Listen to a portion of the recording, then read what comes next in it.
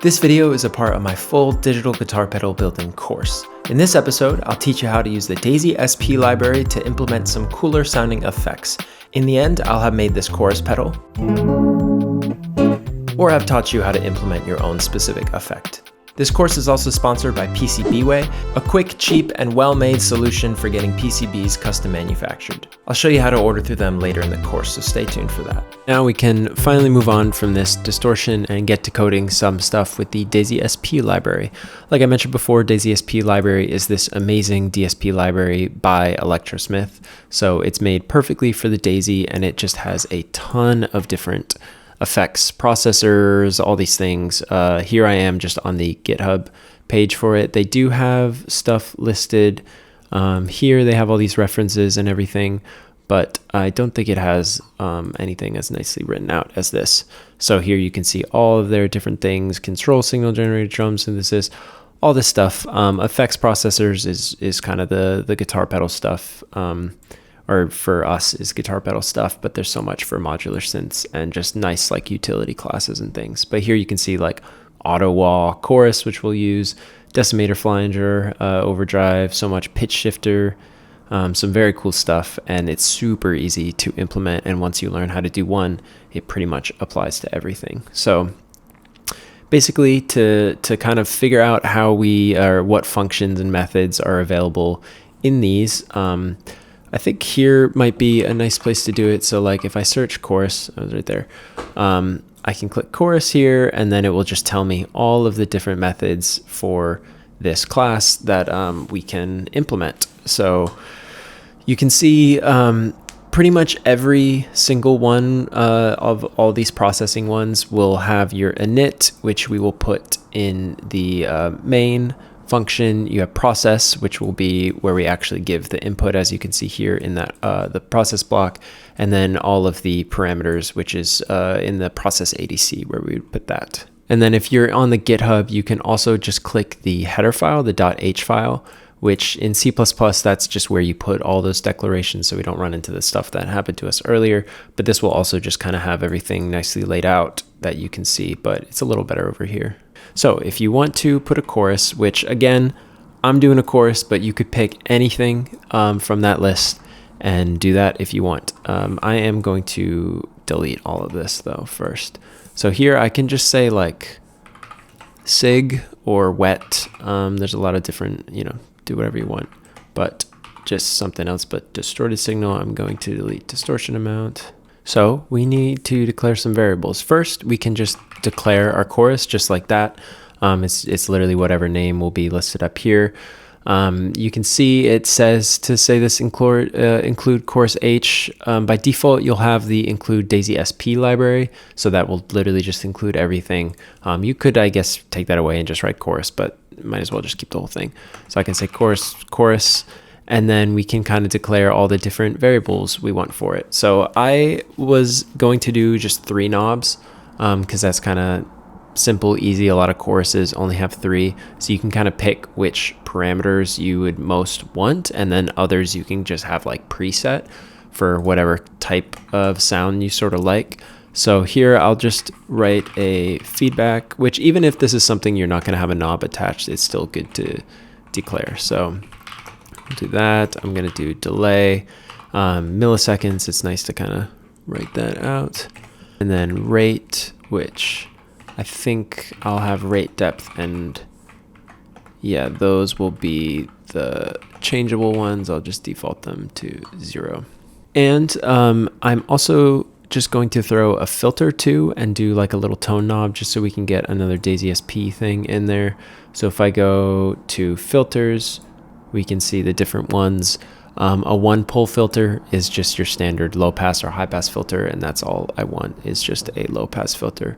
So as you can see, it's just called 1 pole, and then it's the same init process, and then as you would expect, a set frequency and then set mode, whether it's high pass or low pass. So up here I'll just add a 1 pole and call it LPF for low pass filter, and then I will add a cutoff. Okay, so there is all of my parameters. So the next thing we want to do is to actually initialize these. You could make another function for this, but I'm just going to write it here. So we got our chorus initialize, and almost always you're just going to be feeding in your sample rate for this. I'm just going to declare a little sample rate variable here, and then you can just do hw.audio sample rate, and I think that'll just return a float. So we can just nicely pass that into, oh, not there, to our chorus and our low pass filter, which does not seem to actually take anything. So that is good there. Now I'm just going to set the few things that I know I'm not going to be automating. So I was going to do set feedback, delay, and then I'll do the low pass filter. I'll set the filter mode. And then here it's telling us how to get that filter mode. So I could just go one pole. See here, this is why we do the namespaces, is because since we're using namespace, we don't have to write DaisySP : we can just do one pole. Filter mode, and then I want filter mode low pass, and then I can set the initial frequency, I suppose, to cutoff, which I'll put up here as just like 10,000. So that is all of those. Another thing that I really like to do that I'm actually going to put in here is there's that little LED on the Daisy. There's one that's always on when you plug in, but there's another one that you can actually program. That's like that code where it blinks. I find it really helpful just whenever you plug it, put your code on for that light to light up. And later we can map it to like the bypass or something instead of hooking up an LED yet. We can just do hw.setLED true. Okay, so we've declared our course, declared our low pass filter. Next, we should probably just get down our actual logic here in the audio callback, and then we can start mapping everything. So this is actually much simpler than even the distortion was, because all we're doing is using that process function that both of these have. And pretty much all you really do here is control like the overall signal flow and like amplitudes of dry wets if you want a knob for that or something. But yeah, I can just take, first off, let's take our in 0i and put that into our signal variable there.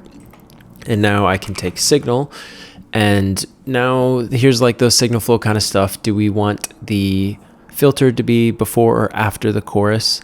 I think I'll probably do before. I feel like that makes sense in my head. So I can just say low pass filter process and then signal. That's it. That's literally it. And then here I can just say signal equals chorus dot process signal. That's it. Because, you know, here, this is like pretty much the same thing as doing this, but it just looks a little bit cleaner because, you know, you're processing signal, and then this is actually returning that, this function. You can see here that it is returning a float. So then that float is getting put back into signal. We take this and we put it here, which then is being processed by chorus, which then this also is returning a float, which means it is spitting back out the process stuff into the left side, so into sig. So that sig variable is now our chorus. So then I can just say out equals sig.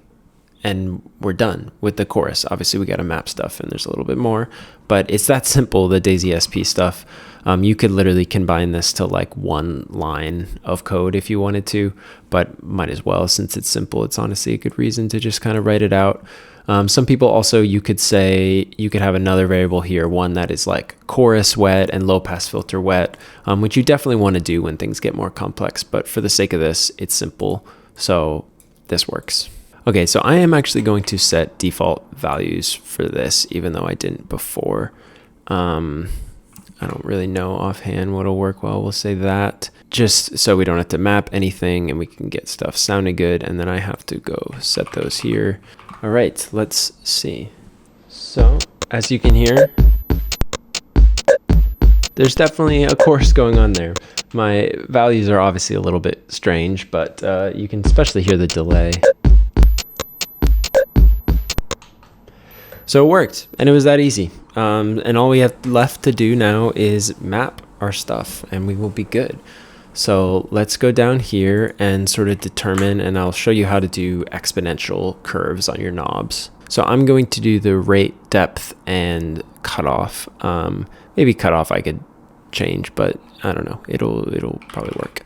So we just do rate equals, and this is where we can use this fmap function, which, as you can see, it maps a float between a specific range using a specified curve. So you can easily do the simple like math that we had done, but then better than that, we can make it exponential or logarithmic. So first thing we do is say the in, which is that hardware.adc.getFloat. I'll say knob1. And then we go to the next thing. We say what minimum value we'd like. For rate, I'm going to do 1 to 5 and see how that sounds.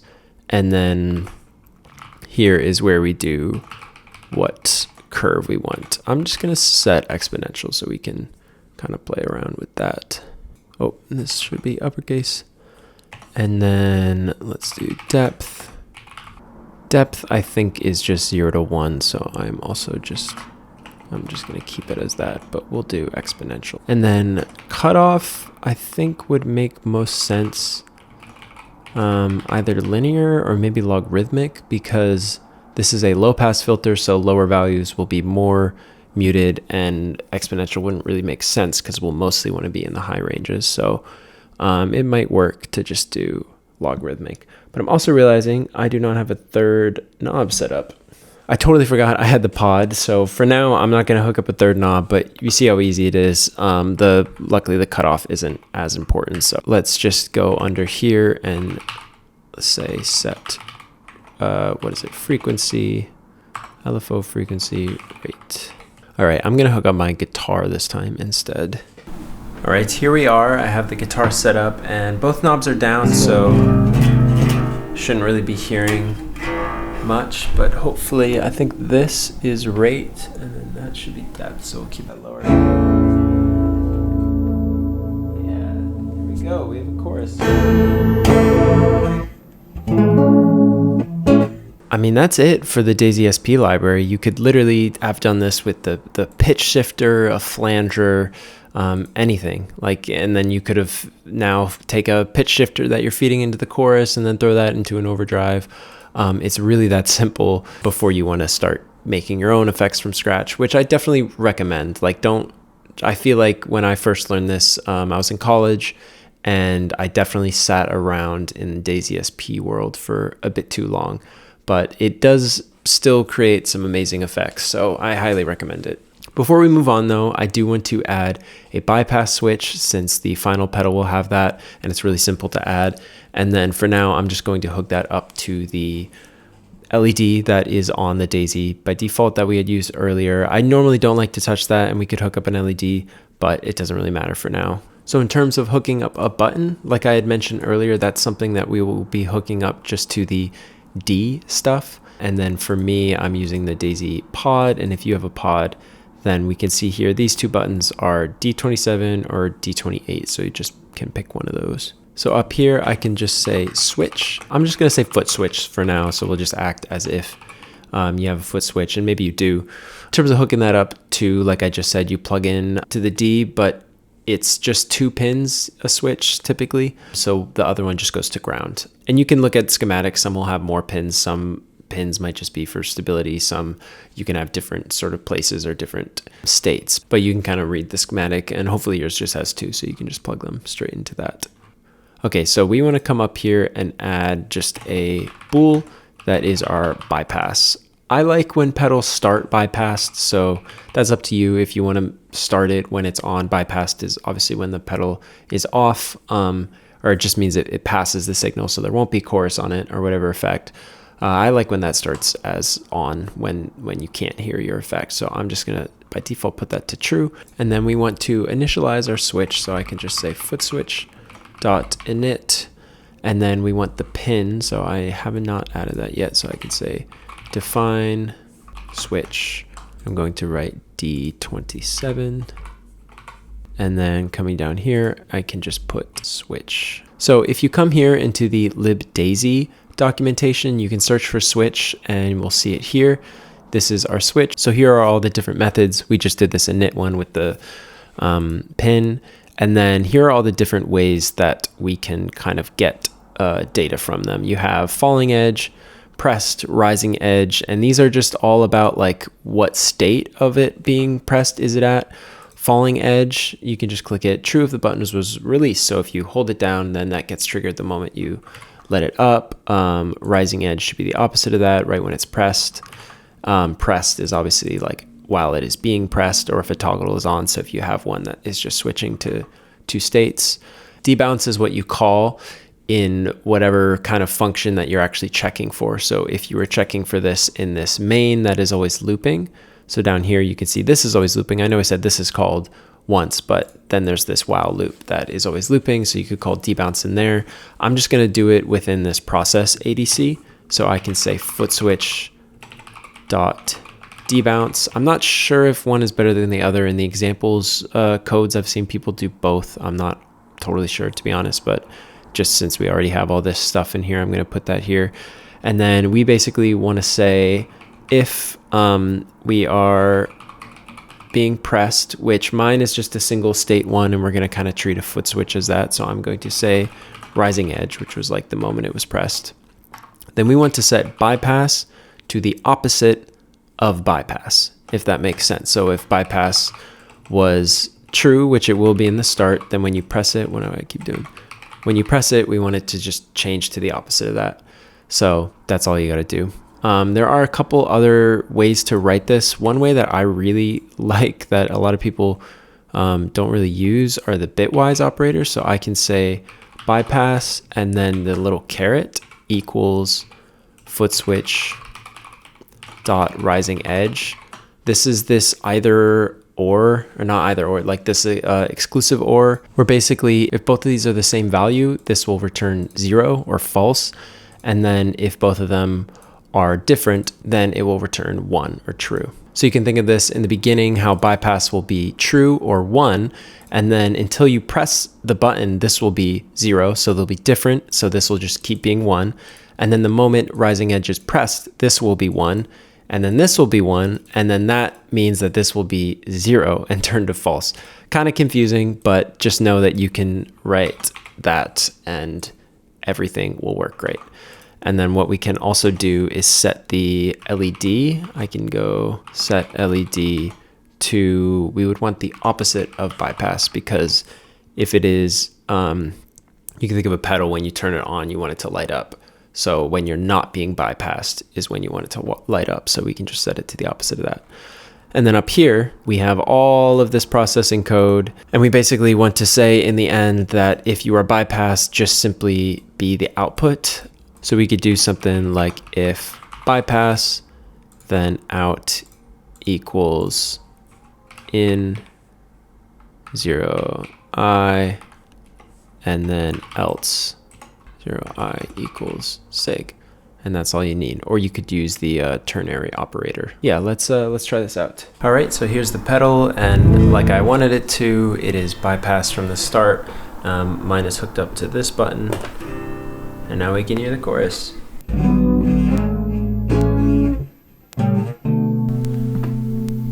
And you can see this LED here that is changing with it. One thing you'll notice is a pretty big change in volume when I turn the bypass on and off.